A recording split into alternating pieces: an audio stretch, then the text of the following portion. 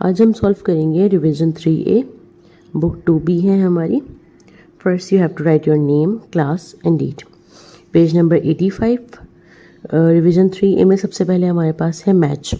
हम मैच करेंगे, यानी कि यहाँ पर हमारे पास डॉलर और सेंट में प्राइजेस दी हुई हैं, अमाउंट दिया हुआ है। हम इस अमाउंट को कैलकुलेट करके और इस गिवन अमाउंट में कौन सी चीज़ हम परचेज़ कर सकते हैं उसके साथ मैच कर लेंगे।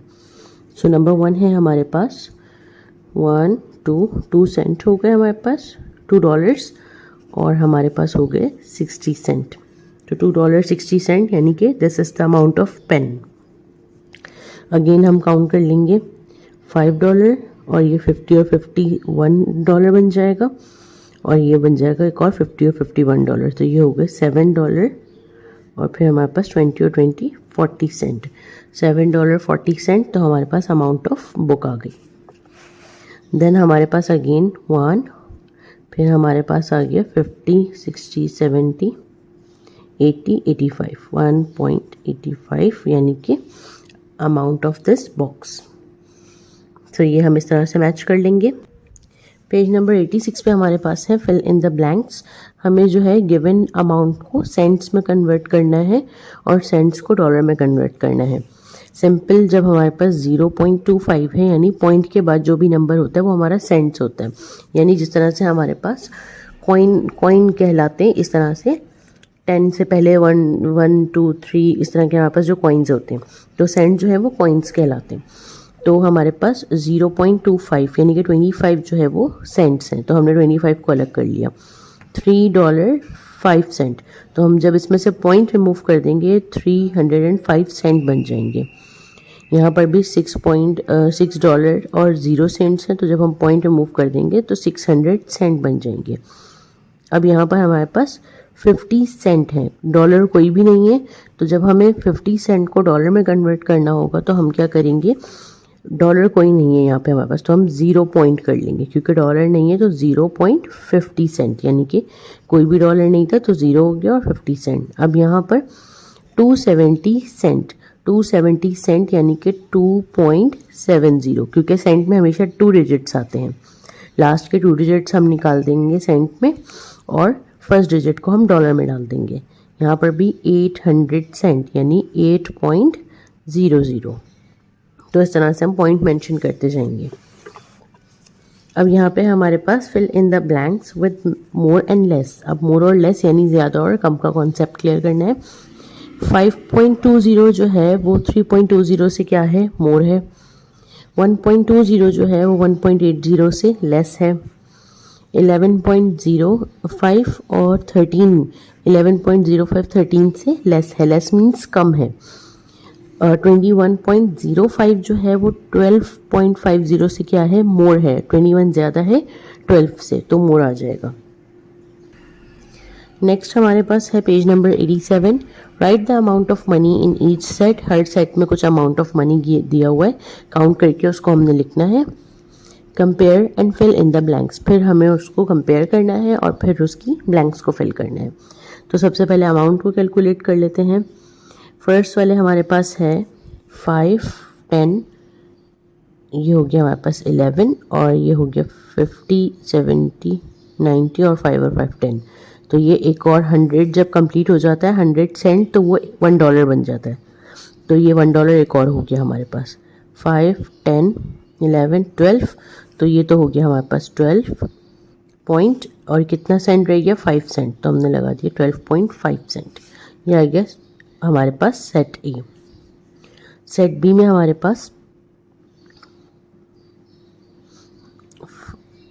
10 12 14 हो गया,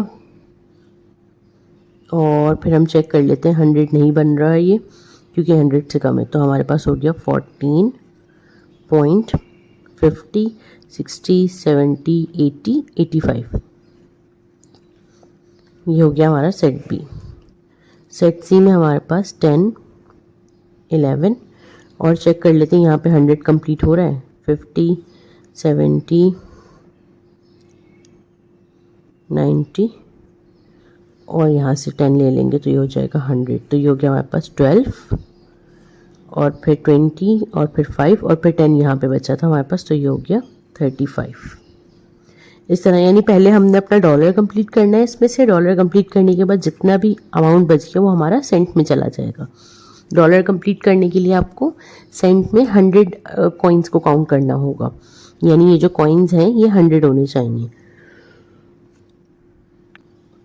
तो ये आ गया हमारे पास तीनों अमाउंट। अब हमारे पास फर्स्ट क्वेश्चन क्या है इसका, which set has the greatest amount of money. सबसे ज़्यादा अमाउंट किस सेट के पास है, सेट बी के पास, क्योंकि 14.85 है B. Which set has the smallest amount of money. सबसे कम अमाउंट किसके पास है, सेट ए के पास 12.5। सेट सी 12.35 है, तो ये ज़्यादा है 12.5, तो ये आ गया set A. Now arrange the amount in order. Start with the set that has the greater amount. अब इसको अरेंज करना है लेकिन इस तरह से कि सबसे पहले ग्रेटर अमाउंट आना चाहिए, उसके बाद स्मॉलर, उसके बाद उससे स्मॉलर, यानी सबसे ज़्यादा पैसे, फिर उससे कम और फिर उससे कम। तो सबसे ज़्यादा हमारे पास है सेट बी में, फिर सेट सी में और लास्ट में सेट ए में। तो ये हो गया हमारा कंप्लीट।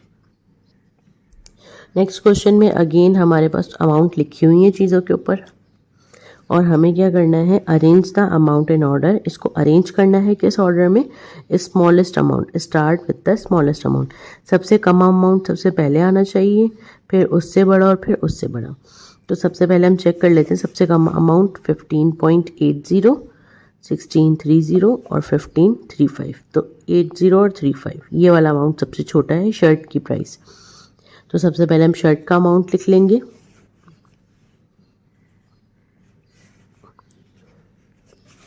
उसके बाद हमारे पास आ जाएगा 15.80 कार की प्राइस, और फिर लास्ट में हमारे पास बैग की प्राइस आ जाएगी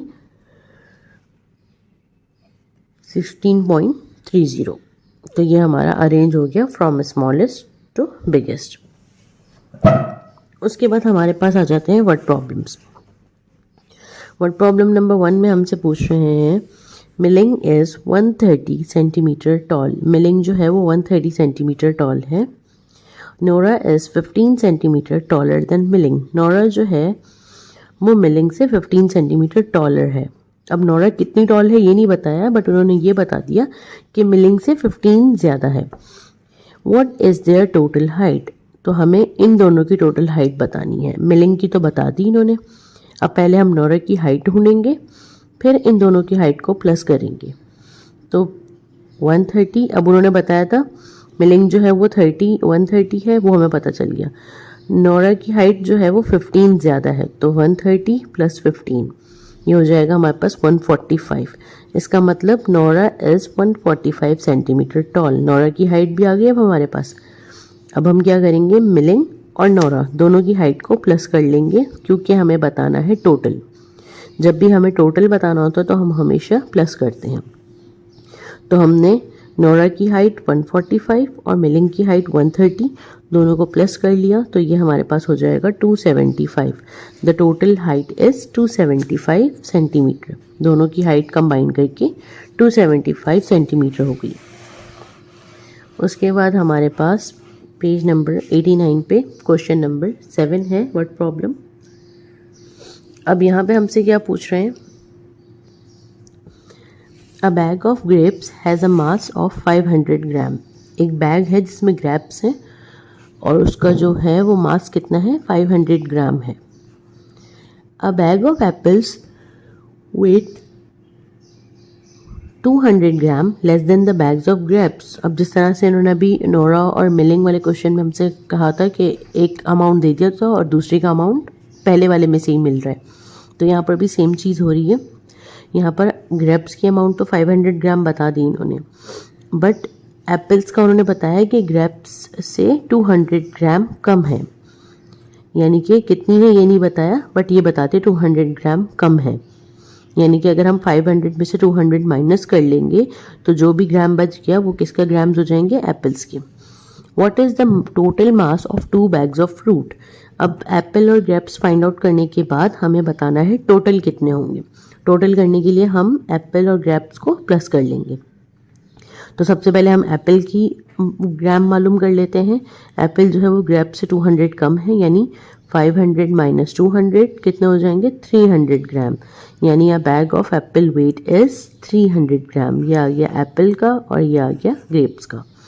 अब टोटल करने के लिए दोनों को प्लस कर लेंगे, 500 प्लस 300, तो ये हो जाएगा हमारे पास 800 ग्राम, यानी total mass of 2 bags of fruit is 800 gram.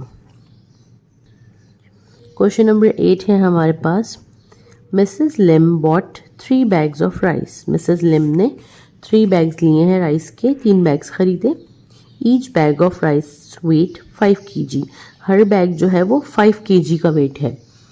What is the total mass of rice bought, total mass कितना, यानी कि उन्होंने टोटल राइस खरीद लिए। कैसे फाइंड आउट करेंगे, सिंपल मल्टीप्लाई करके। मल्टीप्लाई क्यों कर रहे हैं, क्योंकि हमें पता है उन्होंने 3 बैग्स लिए हैं और हर बैग में 5-5 kg है। सो हमेशा multiplication is the simplest way to add the numbers. बहुत सारे नंबर्स को एक साथ प्लस करने के लिए हम मल्टीप्लाई करते हैं। अब हमें पता है 3 बैग्स हैं, तीनों में 5-5 kg हैं, तो 5 + 5 + 5 करने से बेहतर है हम क्या करें, 5 × 3 कर लें। So 5 × 3 is 15। The total mass of rice bought is 15 kg। अगर हम प्लस भी करते तो 5 + 5 + 5 इज़ 15, बट हम कर रहे हैं मल्टीप्लाई क्योंकि हमें 3 मिला हुआ है और 5 भी मिला हुआ है, तो 3 × 5 = 15। नेक्स्ट हमारे पास question number 9, Priya has $95, Wei Min has 25 less than Priya. अब वही वाली चीज़ दोबारा से, प्रिया के पास 95 है और विमिन के पास प्रिया से 25 कम है। अब इसमें हमसे क्या पूछ रहे हैं, how much does Wei Min have, Wei Min के पास कितने पैसे हैं। How much do have they all together, दोनों के पास मिलाकर कितने पैसे हैं। सबसे पहले हम चेक कर लेते हैं विमिन के पास कितने हैं। प्रिया के पास 95 है और विमिन के पास प्रिया से 25 कम है, तो 95 माइनस 25 कर लेंगे, कितना आ गया हमारे पास 70। विमिन के पास है $70। अब दोनों के पास ऑल टुगेदर कितने हैं, ऑल टुगेदर यानी दोनों के अमाउंट को प्लस कर कितने हैं, तो हमारे पास प्रिया के आ गए 95 और विमिन के आ गए 70, तो 70 + 95 ये हो जाएगा 165। सो दे हैव $165 ऑल टुगेदर, यानी दोनों के पास मिलाकर $165 है। क्वेश्चन नंबर 10 है हमारे पास, Mr Ali spend $399 on Monday. Mr Ali ने मंडे को जो है वो $399 स्पेंड कर दिए, खर्च कर दिए।